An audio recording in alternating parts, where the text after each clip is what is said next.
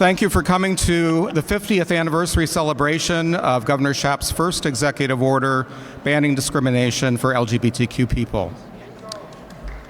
All right, yeah.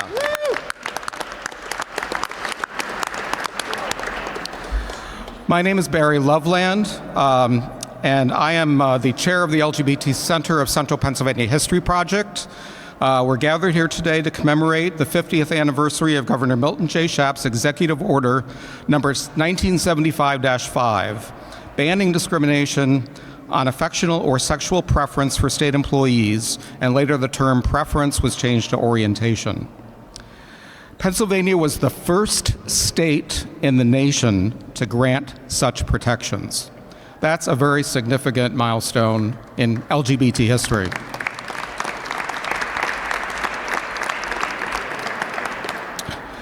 This anniversary is a significant milestone in the LGBT civil rights movement in both Pennsylvania and the nation. But it is just one of several initiatives for LGBTQ equality by Governor Shapp, which you'll hear more about later. You can also learn more by visiting the exhibit that we have set up today. This is the introductory panel, and the exhibit is over here on the side. The exhibit is also going to be available for viewing at the State Library for the next month, so I would encourage you to share about the exhibit with your friends and encourage them to go see it.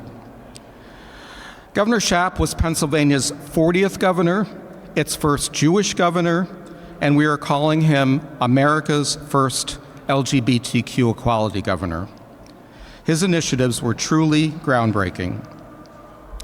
You will hear in a few minutes from Mark Siegel, who was the first gay activist to have a formal meeting with an elected governor of any state. He will share his memories of that meeting and his subsequent working relationship with Governor Shapp and his staff that led to this executive order and other initiatives for the LGBTQ community. You will also hear from other speakers today who are working to build on that legacy of Governor Shapp to extend those rights and protections to more LGBTQ Pennsylvanians.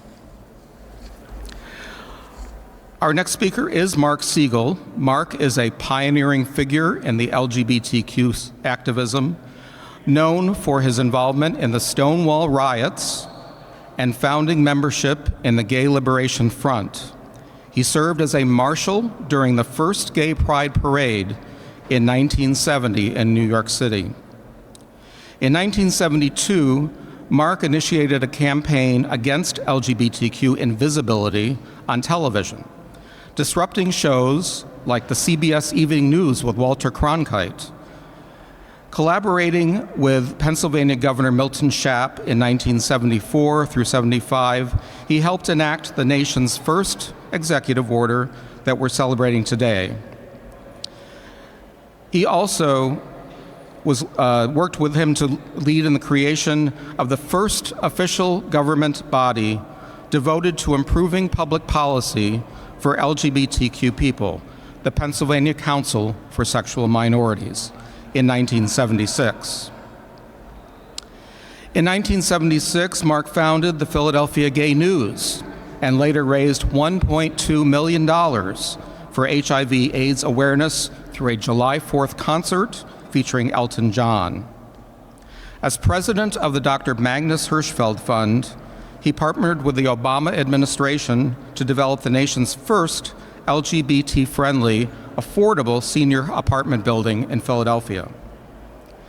Appointed to the Comcast-NBC Universal Joint Diversity Council in 2011, Mark published his memoir, And Then I Danced, Traveling the Road to LGBTQ Equality in 2015.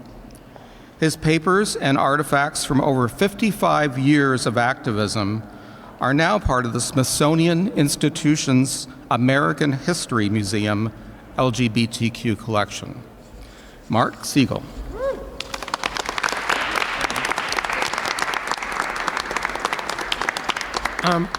Barry, now that you gave my whole life story, I don't think there's any need for me to be here. Bye. Ashley, wherever you are, and Barry, thank you for organizing this today.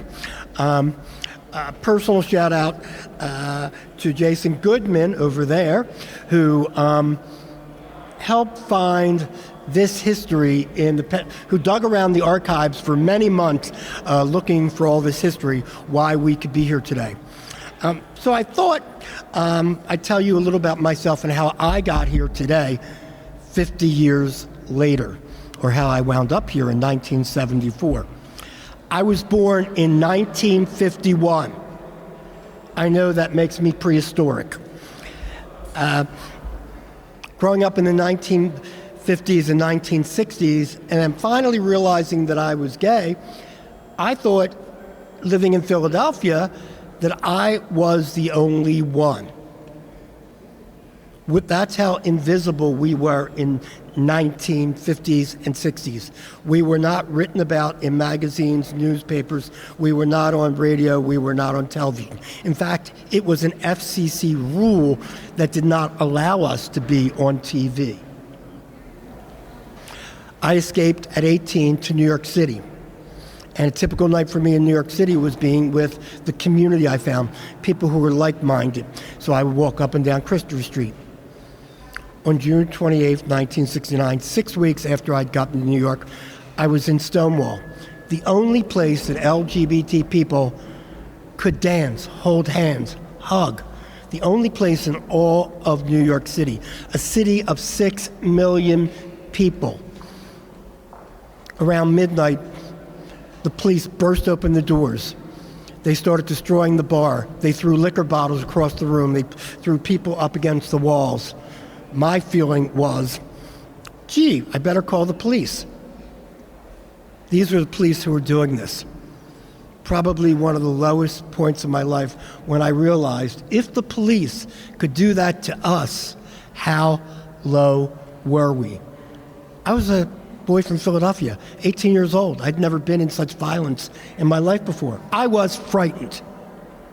But somewhere, by the time I got outside and we started reacting to what the police had done and literally got the police locked in the bar by throwing things at the front door, a guy by the name of Marty Robbins came up to me and gave me a piece of chalk and said, "Write on the walls and the street, tomorrow night, Stonewall." I became an activist. I didn't even know what an activist was, but I knew that would be what I'd be doing for the rest of my life. And to me, that meant, writing those words meant visibility. We were going to go out of the closets and be visible for the first time.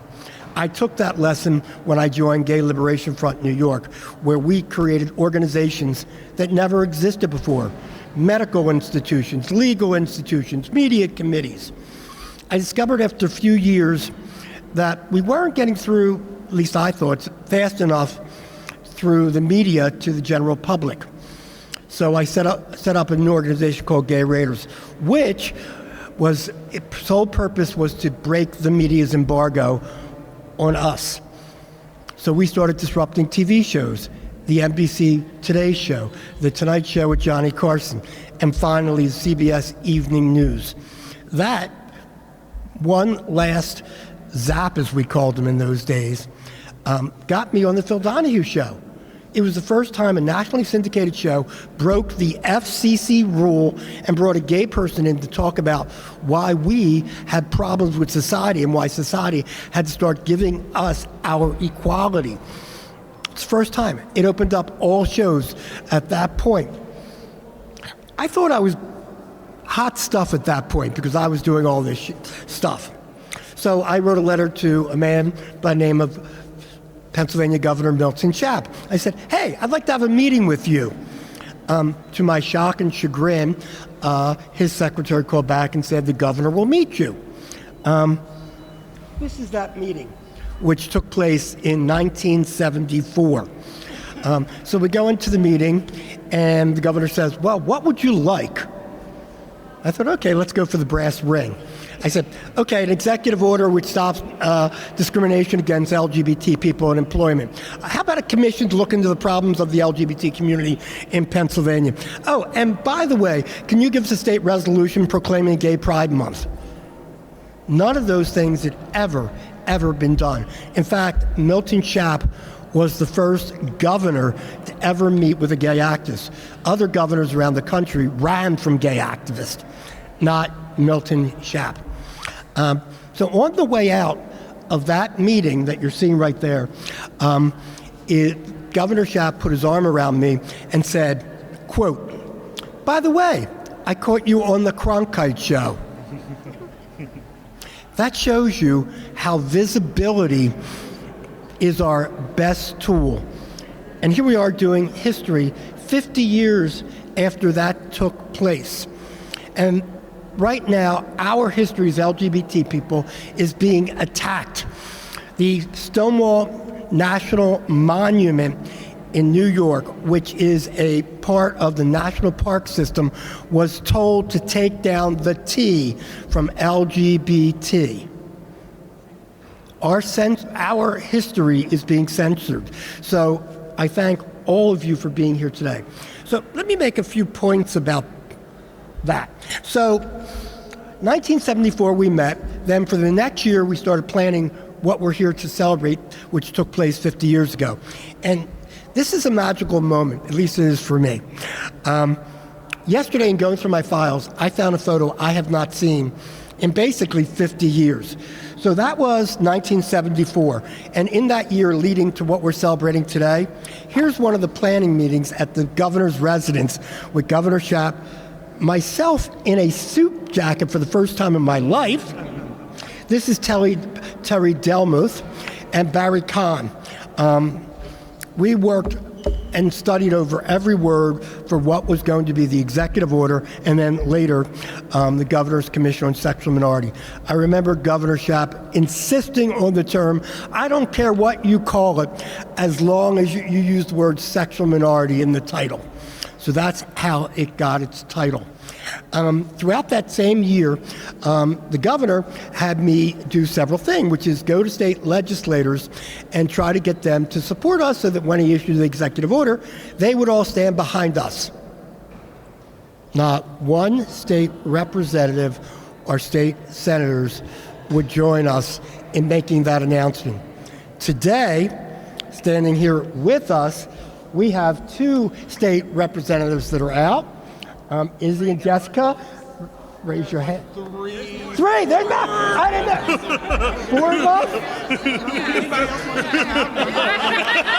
We have 4 out LGBT people in the legislature. 8? We have 6. There's 7. There's 4 right here. Where are the others? Get them here. We're not great at math, but we're here. They here and they are out. So Governor Shapp had a very good sense of humor, and he was able to use that humor with me because I was known as, very radical at that time. So the minute he issued it, the next day, Colonel Badger of the state police came in his office, went directly to his desk, and said, quote unquote, "I will not have faggots in the state police." Later that night, I got a call from Lieutenant Governor Ernie Klein. Ernie Klein said, the governor's asked that tomorrow at 9 a.m. you go to the state police barracks at Bellevue Mountain in Philadelphia and sign up to become a state trooper.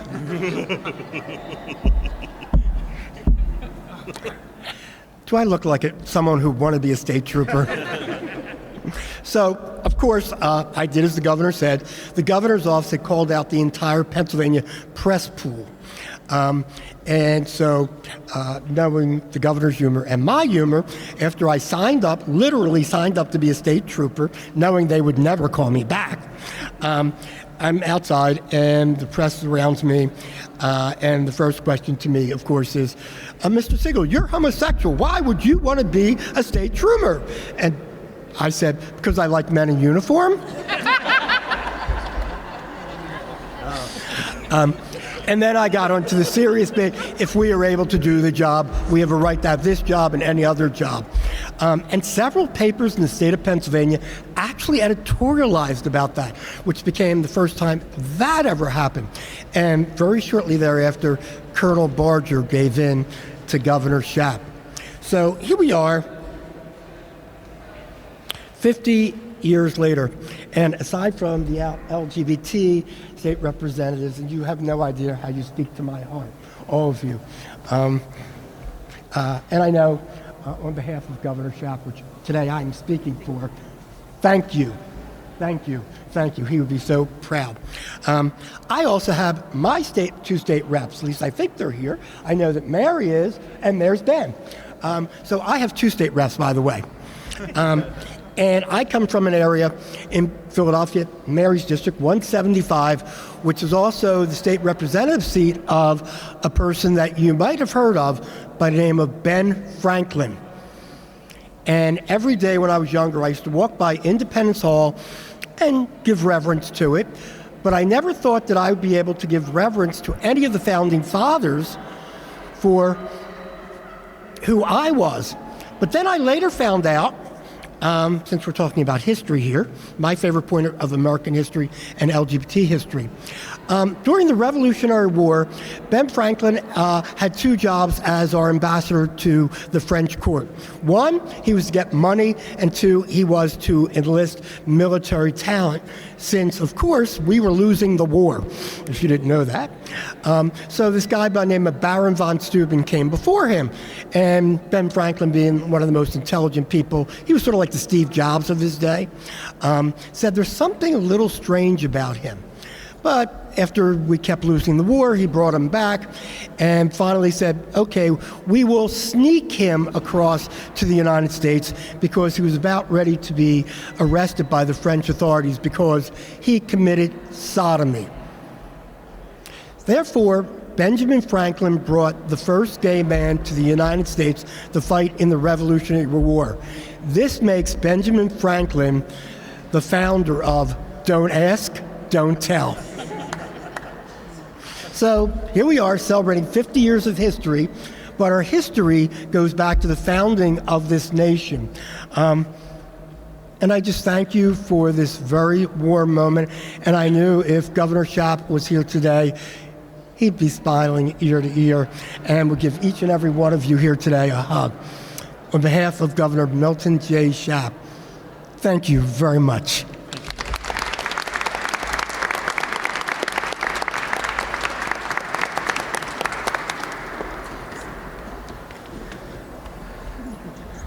Okay, our next speaker is Representative Jessica Benham.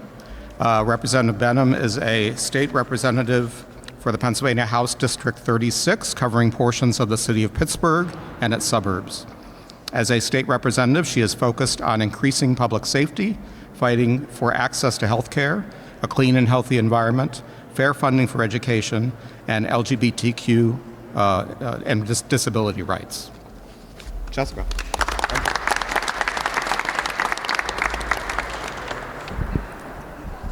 Well, hello, everyone. It is wonderful to be here to celebrate this moment alongside so many other folks, including, as we noted, there are now 7 of us who are out in the legislature. And, you know, when I got here, I was the first out woman who was elected to the Pennsylvania General Assembly. And Representatives Brian Sim and Malcolm Kenyatta quickly took me under their wing and were incredibly helpful as I adjusted to life as an out public figure, which, as you can imagine, has its challenging moments. And so now it is really wonderful that there is a whole group of us, but more than that, we are surrounded by a bipartisan group of allies who work alongside us, and I think that is truly wonderful. Now, as we stand here today to celebrate the 50th anniversary of this executive order, I think it is important to note again that he was the first governor in the entire country to prohibit discrimination against LGBTQ+ state employees. That is a really incredible moment that we should celebrate and honor in Pennsylvania's history. But while it's great to honor this historical first, I also want to take this moment to acknowledge how far behind some other states we currently are. We have a trigger law banning same-sex marriage on the books here, and we don't have statewide non-discrimination protections for LGBTQ+ people. and where the PA State House has consistently taken action to pass a bipartisan Prime-sponsored marriage equality bill, as well as the Fairness Act, the State Senate has failed to act. We must protect LGBTQ plus folks, especially young people, in this moment.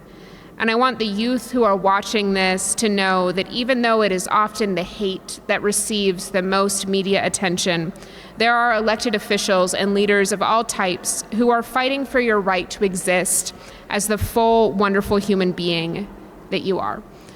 And so today, as we honor this historical first, this great moment of victory for our community here in Pennsylvania, we also must commit ourselves to continuing this legacy in fighting for further protections of our community.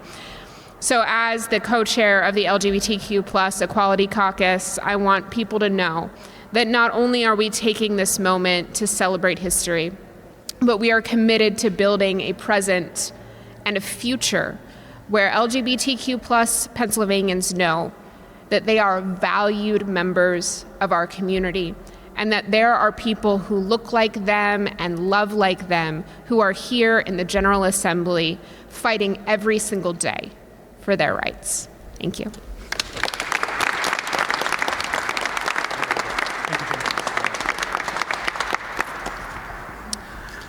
Thank you, Jessica. Our next speaker is Representative Ismail Smith Wade-El. Representative Izzy Smith Wade-El is the first Black and first queer state representative from Lancaster. As the representative for Pennsylvania House 49, he is in Harrisburg to advocate for legislation that puts power to the shared values of kindness, welcome, dignity, and care. Izzy. Thank you.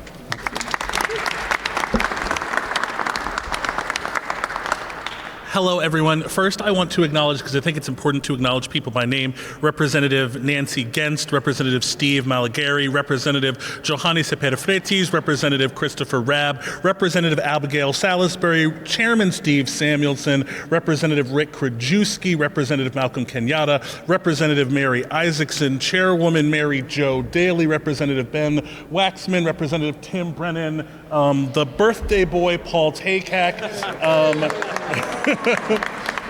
Representative Tarek Khan, and my colleague from Lancaster County, Representative Nikki Rivera. Did I miss anybody? Thank you. It is a real thrill to be here today.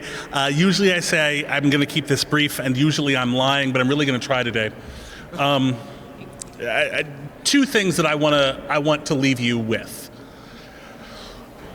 First, last session, there was a rally of the United Auto Workers here. And one of my colleagues who is with us today gave a rousing speech and then was not able to make the reception later that afternoon. And I walked into the reception and their union business manager came up to me and said, "Hey, I want to introduce you to our folks, but I want to make sure that I pronounce your last name right. It's Kenyatta?"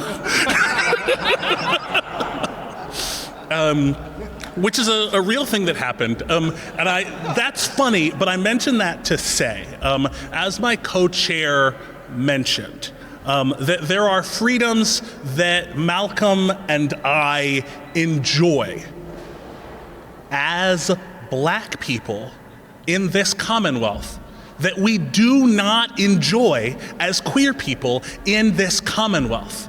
We can still be removed from our homes, removed from public education, and fired from our jobs. Well, not this job, but from employment, simply for the fact of who we love.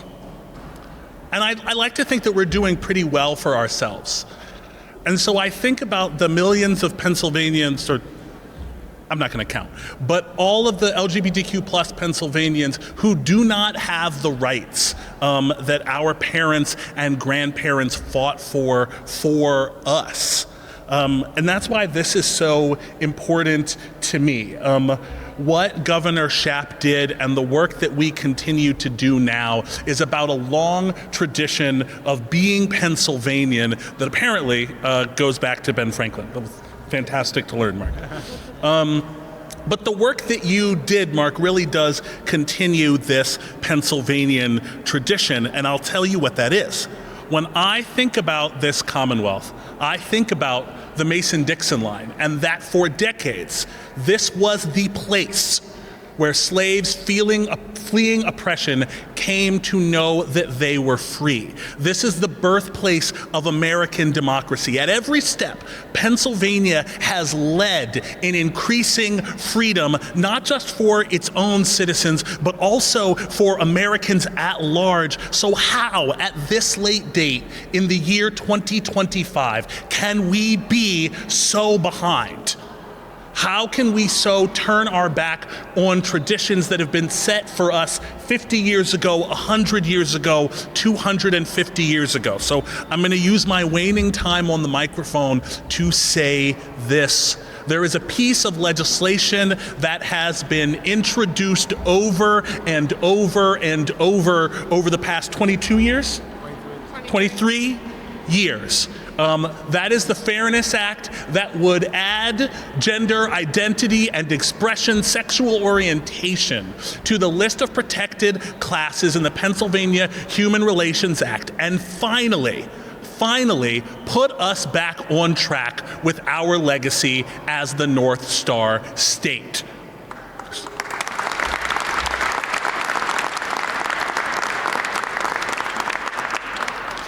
So in this extremely heterosexual building with hundreds of men in sharp suits, gold ceilings, and Italian marble, I call on my colleagues in both chambers to honor Milton Shapp's legacy, to honor the work that Mark has done and pass the Fairness Act. Thank you so much.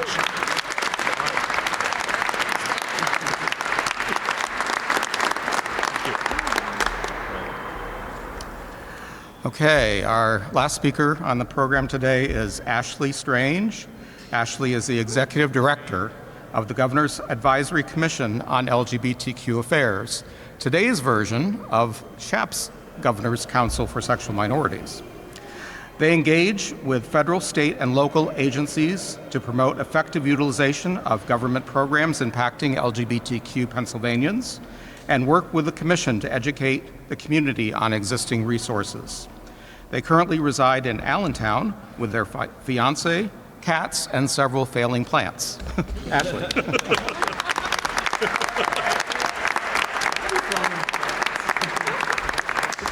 Thank you. I'm going to push back on this room is heterosexual. You don't see all the cows with the pigtails on the arches up there. Good afternoon. I'm Ashley Strange. I use they and them pronouns, and I'm the Executive Director for the Governor's Advisory Commission on LGBTQ Affairs. The Commission and I serve as a conduit between the Governor and his agencies and the good people in the LGBTQ communities here in Pennsylvania. My existence as a trans and non-binary person in this role is not the only way that you can tell that the Shapiro Administration supports the visibility of trans folks. Just around that corner over there is a gender-neutral bathroom, and over 80 more will be installed by next year in other Commonwealth buildings.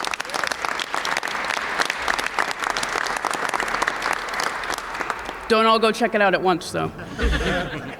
We want to make sure that we continue to build a welcoming, inviting place for everyone working and visiting in our great capital. And I'm proud to represent Governor Shapiro today with a message of hope. The LGBTQ communities in Pennsylvania have always been here and always will be. When Milton Shapp moved to Pennsylvania in the 60s, he had to change his name from Shapiro to avoid anti-Semitic prejudice. When he met with those LGBTQ activists in Harrisburg in the 70s, he knew better than most what it was like to hide your true self in order to thrive. He was the first equality governor, and thankfully not the last. As part of the Advisory Commission on LGBTQ Affairs, my commissioners and I, we have one here, and I know we have an original commissioner here somewhere, we carry on that legacy today with Governor Shapiro. Governor Shapiro has championed legislation like marriage equality and the Fairness Act and urges all of our legislators to support those bills and others that uplift our communities and not tear them down. As the governor says, no matter what you look like, where you come from, who you love, or who you pray to, you have a place here in Pennsylvania. I'm proud to be a Commonwealth employee, and I'm honored to be protected by these policies and by the advocates that made it happen. Pennsylvanians that are lesbian, gay, bisexual, transgender, queer, intersex, asexual, non-binary, two-spirit, and more are seen, believed, and protected here in Pennsylvania. We thank Barry Loveland, Mark Siegel, and all of the representatives for their support today and encourage all Pennsylvanians to continue the work of equality every day. Thank you.